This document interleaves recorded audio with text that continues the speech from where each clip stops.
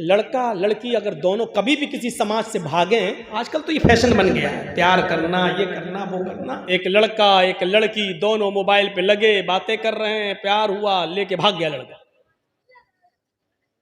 8-10 दिन गायब रहा। लड़की का बाप रो रो क्या पंचायत बैठी लड़की का। अब लड़की का बाप चीख चीख के कह रहा मेरी लड़की कब का मुंह दिखाने के लायक नहीं रही। अब पंचायत वहां फैसला क्या करती है, अच्छा आ गया लड़का लड़के, हाँ क्यों लेके गया, चल अब इससे शादी कर। अब वो शादी करने के लिए तैयार नहीं, ना हम शादी नहीं करेंगे। तो शादी नहीं करेगा तो 5 लाख रुपया लड़के वाला लड़की के बाप को दे। क्या फैसला है गांव के सरदारों, सरपंचों, क्या फैसला है तुम्हारा। इस फैसले को तो अल्लाह देखते ही कह देगा जाओ इस सरदार को जन्नत में दाखिल कर। ऐसा फैसला 5 लाख रुपया, 4 लाख रुपया, 3 लाख रुपया, 2 लाख रुपया लड़का क्यों दे। सब लड़का लेके भागा। हाँ तेरी लड़की भागी कैसे, लड़के का कसूर था, लड़की का कसूर नहीं था। इल्जाम सिर्फ लड़के को कैसे दे रहे हो। कुरान तो कहता है वक़र्न फी बुयूतिकुन्ना, औरतों को लड़कियों को हुक्म देता अपने घरों में लाजिम पकड़े रहो, घरों से बाहर ना निकलो बिला जरूरत। तुम्हारी लड़की कैसे निकली, लड़का भगाया, आपकी लड़की भी भागी। साहब मेरे लड़के ने लड़की के साथ 8-10 दिन रहकर गलत काम किया, जबरदस्ती तो नहीं की है ना, दोनों राजी थे, गलत काम हुआ तो जुर्माना दोनों तरफ से लगना चाहिए, फैसला ये होना चाहिए। लेकिन बड़ा अजीब फैसला, जुर्माना लड़का दे, लड़के का बाप दे लड़की के बाप को। वाह साहब, गलती दोनों करें, सजा सिर्फ एक को दी जाए। ये हमारा अदल है, हमारा इंसाफ है। हम अपने बिरादरी में अदल नहीं कर पाते हैं, हिंदू और मुसलमान, सिख और ईसाई के दरमियान हम अदल क्या करेंगे और इंसाफ क्या करेंगे।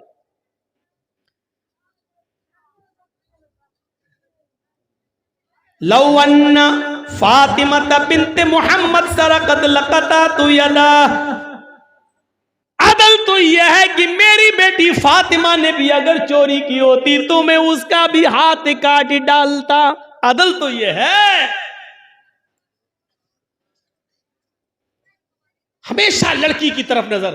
कुरान, और एक बात सुन लीजिए, बहुत आज खुल के कह दे रहा हूं, लड़का लड़की अगर दोनों कभी भी किसी समाज से भागें, आजकल तो ये फैशन बन गया है, प्यार करना, ये करना, वो करना। अब इस पर तो ज्यादा बोलना ही नहीं चाहिए, जितना बोलेंगे वो और उतना ही और आगे बढ़ रहा है, समझ में नहीं आ रहा क्या हो रहा है। तो लड़का लड़की, एक बात सुन लीजिएगा, बहुत जबरदस्त बात बताने जा रहा हूं। लड़का लड़की जब भी दोनों भागें तो उसमें गलती, समाज में जब फैसला करने के लिए आप बैठो, पंचायत लेकर बैठो, तो उसमें गलती लड़की की मानी जाएगी, लड़के की ज्यादा नहीं। लड़के की मानी जाएगी लेकिन लड़के से ज्यादा लड़की की गलती मानी जाएगी, क्योंकि कुरान इस बात का फैसला कर रहा है। कुरान ने कहा है, कुरान ने अज़्ज़ानियतु वज़्ज़ानी फजलिदू कुल्ला वाहिदतिम मिनहुमा मियता जल्दा। कुरान ने जिना जैसी जुर्म के लिए पहले औरत का, लड़की का लफ्ज इस्तेमाल किया है, बाद में लड़के का। जिना करने वाली लड़की और जिना करने वाला लड़का, जिनाकार मर्द और जिनाकार औरत और जिनाकार मर्द। देखिए पहले औरत का नाम अज़्ज़ानियतु वज़्ज़ानी, ज़ानिया औरत और ज़ानी मर्द, ज़ानिया लड़की और ज़ानिया लड़का। फजलिदू कुल्ला वाहिदतिम मिनहुमा मियता जल्दा, सजा देना है तो दोनों को, इन दोनों में से हर एक को 200 कोड़े मारो उनकी बॉडी पर, उनके जिस्म पर। लड़का है तो उसके जिस्म से कुर्ता भी उतार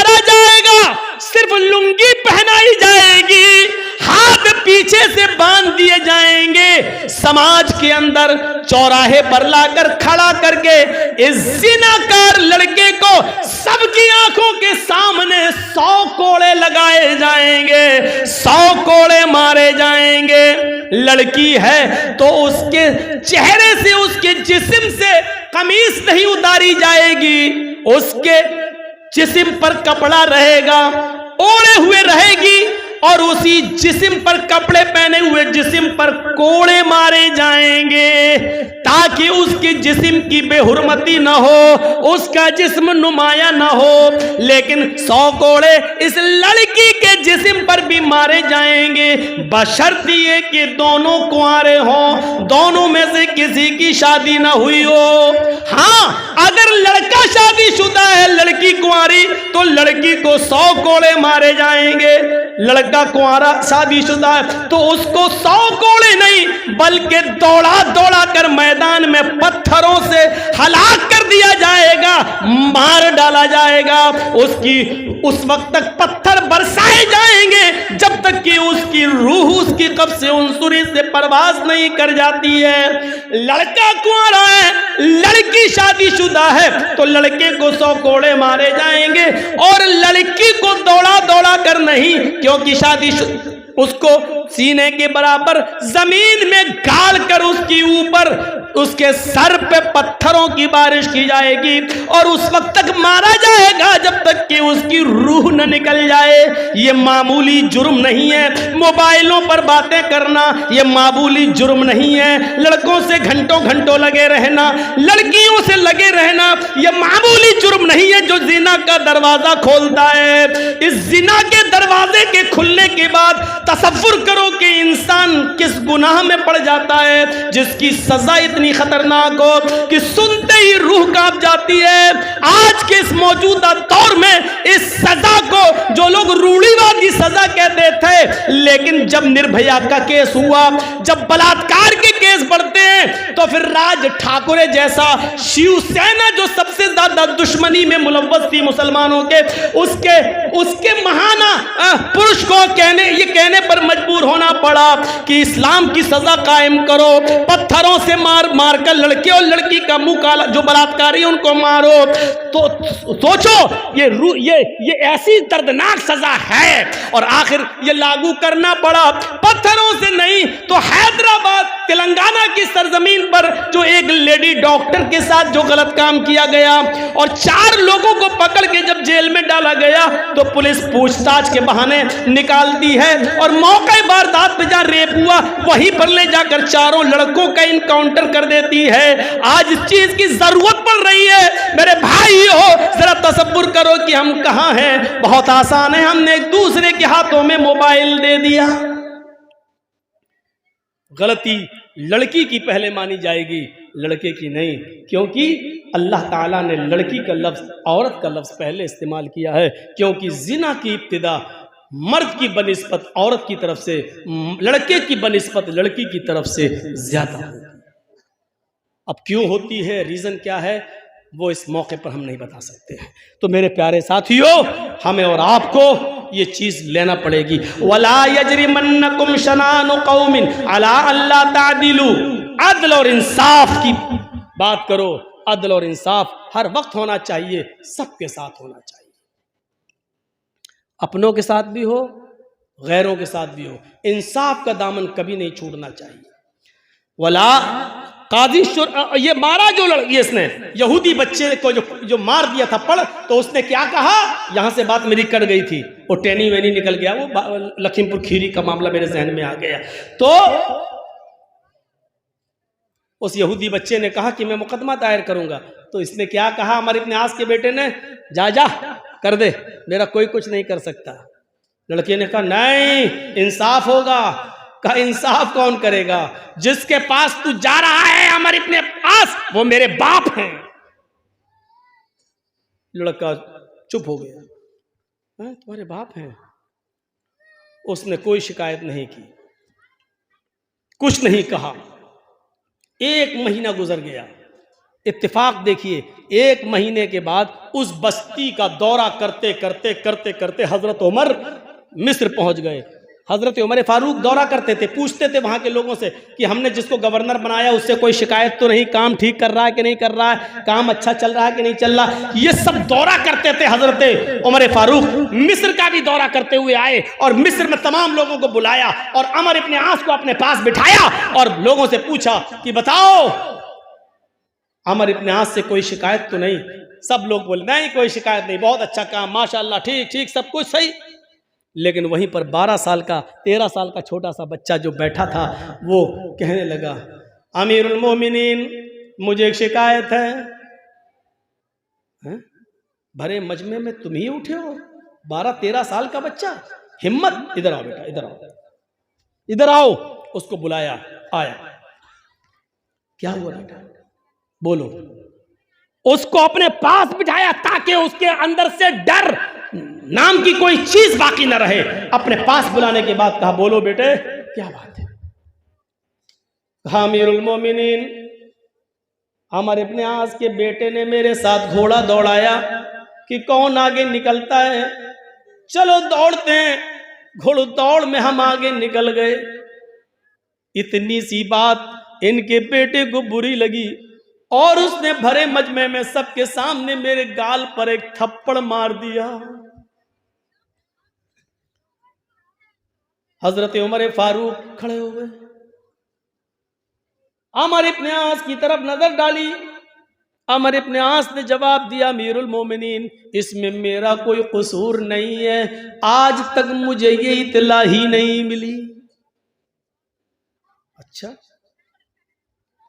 तो ये बताओ आ यहूदी बच्चे, तुमने अमर इब्न आस से शिकायत क्यों नहीं की।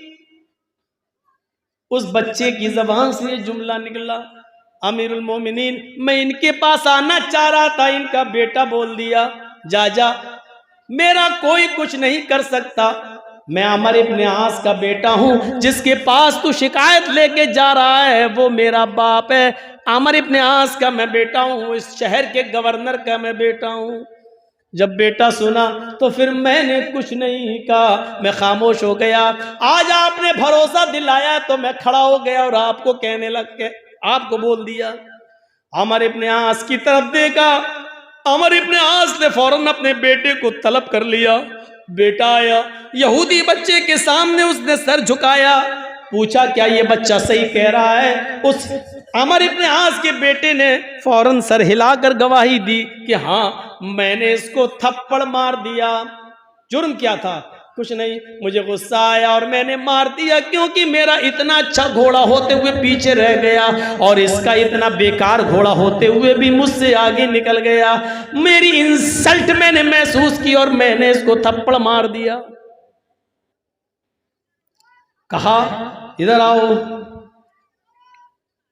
अब ये मुकदमा मेरी अदालत में आ गया है, इसलिए आया अमर इब्न आस के बेटे तुम यहां खड़े हो, अब तुम्हें थप्पड़ जल्लाद मारेगा। अगर मामला बराबर करना था तो उसी वक्त तू अपना गाल पेश करता और ये बच्चा उतनी जोर से तेरे थप्पड़ मार देता, मामला वहां रफा दफा हो सकता था। लेकिन जब अदालत में हमारी चौखट पे मुकदमा आ गया तो अब ये थप्पड़ जल्लाद तेरे चेहरे पे मारेगा। चल खड़ा हो, आए जल्लाद थप्पड़ मारो इसके बेटे को सबके सामने। जल्लाद ने एक थप्पड़ उसके बेटे को बड़ी जोर से मारा। हजरत उमर फारूक ने कहा, आए अमर इब्न आस आपके बेटे को थप्पड़ पड़ गया है, अब आप इधर आइए। ये इंसाफ कोई करेगा, इधर आओ।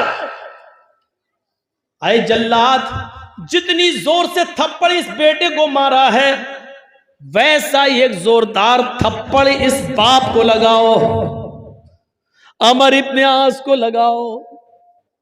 जमीन कांप गई होगी, आसमान थर्रा गया होगा इस इंसाफ को देखकर। जल्लाद ने उमर का कहना मानते हुए एक जोरदार थप्पड़ अमर इब्न आस के भी गवर्नर को भी मारा, सबके सामने। अमर इब्न आस ने कहा, अमीरुल मोमिनीन थप्पड़ सबके सामने पड़वाया गया, मुझे इसकी कोई दिक्कत नहीं है, लेकिन क्या मैं जान सकता हूं, क्या मैं पूछ सकता हूं कि मुझे किस जुर्म में मारा गया। जिसने यहूदी बच्चे को थप्पड़ मारा उसको थप्पड़ मार दिया गया, मामला तो बराबर हो गया। मुझे किस जुर्म में थप्पड़ मारा गया क्या मैं जान सकता हूं? आपने कभी बेइंसाफी नहीं की है? क्या मुझे बतला सकते हैं कि मेरे साथ किस बुराई की वजह से ये इंसाफ किया जा रहा है? मैंने कौन सा गुनाह किया, मैंने कौन सी गलती की? जवाब सुनो। हजरत उमर ने कहा तुम्हें इस जुर्म पे थप्पड़ मारा जा रहा है, तुम्हारी गलती यह है कि तुमने अपने बेटे की सही तरबियत नहीं की, तुमने अपने बेटे को सही तालीम नहीं दी। अगर सही तालीम दी होती तो तुम्हारा बेटा ये नहीं कहता जा जा मेरा कोई कुछ नहीं कर सकता है, मैं अमर इब्ने आस का बेटा हूं, मैं शहर के गवर्नर का बेटा हूं।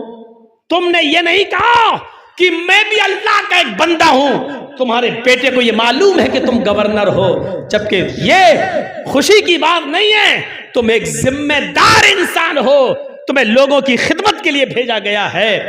तुम्हें मालूम होना चाहिए कि गवर्नर ज्यादा जवाबदेह होता है, ज्यादा जवाबदेह होता है। लिहाजा ये थप्पड़ तुम्हें याद दिलाता रहेगा और आइंदा तुम अपने बेटे को अच्छी तरबियत दोगे, अच्छी तालीम दोगे। आइंदा तुम्हारा बेटा कभी अपने मुंह से जुमला नहीं निकालेगा कि मैं गवर्नर का बेटा। क्या हो रहा है? गवर्नर का, मंत्री का बेटा, फला का बेटा, यही सब तो होता है। ये आदल था, ये इंसाफ था, और ऐसा इंसाफ इस जमीन की नजरों ने और आसमान की आंखों ने, इस जमीन की छाती ने और आसमान की आंखों ने एक मंजर और देखा कि उसी मुल्क के शाम के अंदर हजरत उमर फारूक का बेटा खजूर के सड़ जाने के बाद जो रस होता है उसमें नशा आ गया था, वो नबीज बन गई थी और उसने उठाया और पी लिया और उसमें नशा आ गया था। यह खबर जब वहां के गवर्नर को मिली तो उस गवर्नर ने हजरत उमर फारूक के बेटे को बुलाया और पूछा क्या तुमने नबीज पी ली थी, नशा इस्तेमाल कर लिया था? उसने कहा हाँ, नबी रखी हुई थी खजूर का रस, वो सड़ चुका था, मुझे पता नहीं चल सका कि ये सड़ गया और इसमें नशा आ गया था। मैंने जब पी ली तो पीने के बाद मुझे नशा आ गया। हाँ, मैंने ये गलती की है, मैंने नशा कर लिया था। कहा खड़े हो जाओ। हजरत उमर फारूक के बेटे पर 40 कोड़े मार दिए गए, 40 कोड़े पड़ गए। लेकिन मदीने में जब हजरत उमर को पता चला कि मेरे बेटे को मुल्क शाम में शराब पीने के, नबीज पीने के, नशे वाली चीज इस्तेमाल करने की वजह से नशा आ गया था, पता चला कि वहां के गवर्नर ने उनको 40 कोड़े मार दिए। इसके बावजूद हजरत उमर फारूक ने घोड़ा भेजा, मदीने से घोड़ा भेजा, और घोड़ा भेजने के बाद वहां के अमीर को, वहां के खलीफा को, गवर्नर को लेटर लिखा कि मेरे बेटे को तुरंत इस घोड़े पर बैठाकर मदीने भेजा जाए। घोड़ा मुल्क शाम पहुंचता है, रुका मिलते ही अमर इब्ने आस ने उनके बेटे को उस घोड़े पर बिठा कर रवाना कर दिया। जैसे ही बेटा रवाना होता है और मदीने आता है, हजरत उमर फारूक अपने बेटे को घर में नहीं घुसने देते हैं। कहते बेटे पहले इधर आओ। कहाँ जा रहे हो? कहा अम्मी से मिल लूं, बहुत दिनों बाद आ रहा हूं, अम्मी से मुलाकात कर लूं, माँ से मिल लूं। जवाब दिया बेटे अभी माँ से मत मिलो, अभी इधर आओ। सुना है कि तुमने मुल्क शाम के अंदर खजूर का सड़ा हुआ रस जो नशावर हो चुका था तुमने पी लिया था और उसमें नशा आ गया था। ऐ शराब पीने वालों, स्मोक पीने वालों, गांजा इस्तेमाल करने वालों, हीरोइन इस्तेमाल करने वालों, स्मोक इस्तेमाल करने वालों, ये चीजें तो शराब से बहुत बड़ी हैं। शराब जैसी चीज और 40 कोड़े खाने के बावजूद हजरत उमर फारूक ने अपने बेटे को मदीने बुलाया और जब ये पूछा तो बेटे ने कहा, अरे अब्बू ये सब चीजें अनजाने में हो गई, धोखे में हो गई, मुझे पता नहीं चल सका, लेकिन मुझे 40 कोड़े मार दिए गए हैं, मैंने सजा भुगत ली है। हजरत उमर ने कहा, नहीं मेरे बेटे सजा तुम्हें आज मिलेगी। मैंने 4 जल्लादों को खड़ा किया है, एक जल्लाद 10 कोड़े मारेगा, उसके बाद हट जाएगा, क्योंकि अब उसके हाथ में मारने की ताकत कुछ कम हो जाएगी। दूसरा जल्लाद 10 कोड़े मारेगा, तीसरा मारेगा, चौथा फिर 10 कोड़े मारेगा, आज तुम्हें 40 कोड़े लगाए जाएंगे। बेटे ने कहा, अब्बू जान ये तो जुल्म है। कहा, नहीं मेरे बेटे यही इंसाफ है, यही अदल है। खड़ा कर दिया गया और उस बेटे के जिस्म पर बाप ने, हजरत उमर ने अपनी आंखों के सामने कोड़े पड़वाए हैं, अपनी आंखों के सामने उस बच्चे पर कोड़े पड़ रहे हैं। बाप के आंखों में आंसू है लेकिन जमीन पर नहीं गिरने देता है। अदल का तकाजा यही है। जब 40 कोड़े बेटे को मिल गए, बेटे ने खा लिए। माँ ये सदमा बर्दाश्त नहीं कर पा रही है। कोई भी हो लगते जिगर होता है, बेटा बेटा होता है, लेकिन उसने तुतलाते हुए जबान में पूछ ही लिया, अमीरुल मोमिनीन मेरे बेटे को ये बाद में 40 कोड़े किस हैसियत से मारे गए हैं? अरे मेरे शौहर, जब 40 कोड़े मुल्क शाम में पड़ चुके थे तो यहाँ किस जुर्म में उसको कोड़े लगाए जा रहे हैं?